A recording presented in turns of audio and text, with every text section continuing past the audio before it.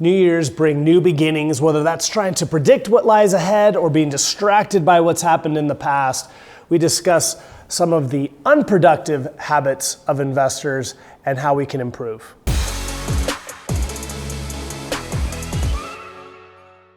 So as we enter into the new year, everybody's hoping it's a more productive year than the year in the past, whether that's your fitness, whether that's your financial health. We want to get things in order, and we have that energy that usually comes about at the beginning of every year that can certainly be put to some constructive uses. So what I want to talk about today are some of the common things that investors focus on and get distracted with, and then some of the more productive things that we can do as an investors.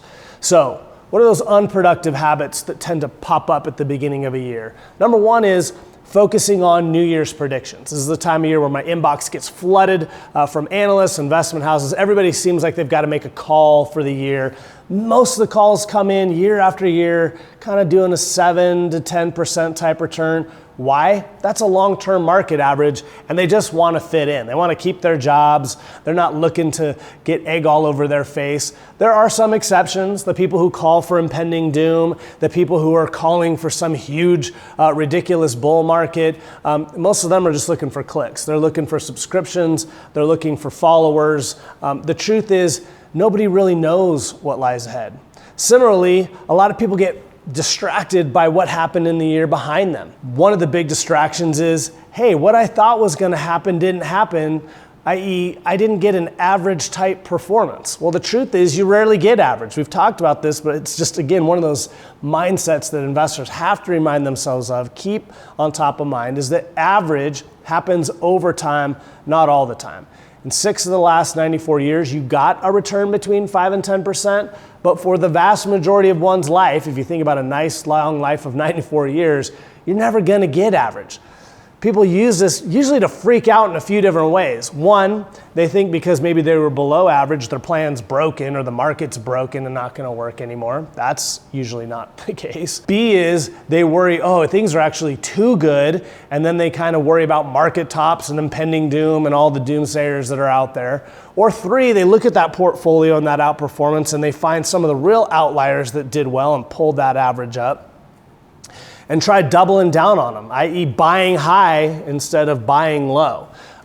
What can people do that's more productive? Well, let's touch on a few things. From a portfolio level, again, understand how markets work and how portfolios are designed to work. Namely, that again, diversification by mathematical definition means not everything in your portfolio is going to or is meant to act the same way all the time. That's why you're diversified. Some things will be up, while other things are down or struggle a little bit, and vice versa, to keep things smoothed out and have you have a nice ride.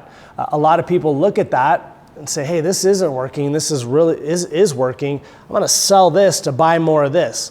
It should be just the opposite when it comes to proper rebalancing within a portfolio. Second thing is understanding, why do I have what I have inside of my portfolio? Just like a football team or a basketball team or any other team you want to talk about, not everybody's trying to play the same role. There are certain things, depending on who you are, that are meant to be growth generators. There are other things that are meant to be income generators or protect you against volatility. Come back to that LIVE acronym and all the 4 major components of performance that exist. There's liquidity and income and volatility and expected return. Everybody focuses on that last one, understandably, but they're really all there. And the answer to whether your portfolio is working is, have you found the proper balance for what your goals and expectations are? And then when you've put those pieces in place, are they performing relative to their peers, relative to whatever the market may or may not have bared? Whether it's average or not, those are the kinds of questions that are going to help you, again, better to be able to proper evaluate your portfolio to know if tweaks or adjustments need to be made, or if it was just a year that, like most years, didn't give you average. From a planning perspective, again, people look at, man, if I can just read that Time or Barron's article that gives me the 20 top mutual funds out of 2020 or the best ETFs, thinking of Cathie Wood's ARK fund that came into 2020 riding a 5-year 41% performance metric only to get smoked in 2021. They're focused on a get-rich-quick scheme as opposed to the basics. What is our plan? What is our portfolio? finding performance in the standpoint of better conversations with your spouse around money because you understand what that plan is. These are things that you can control that, again, are going to get you in a much better place when we're sitting back down 1 year from now. In summary, averages don't happen, so stop looking for them, stop torturing yourself with them. There are a lot of ways to know if the plan's working, if the portfolio is working. Unfortunately, average, again, is not one of those things.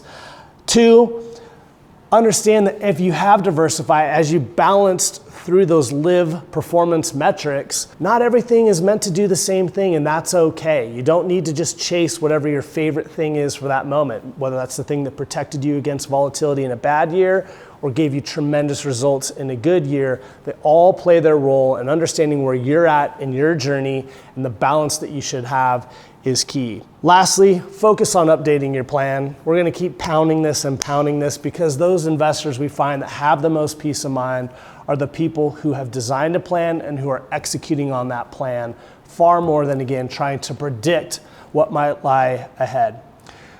We're always here to help. Appreciate, as always, you tuning in. Look forward to seeing you next week.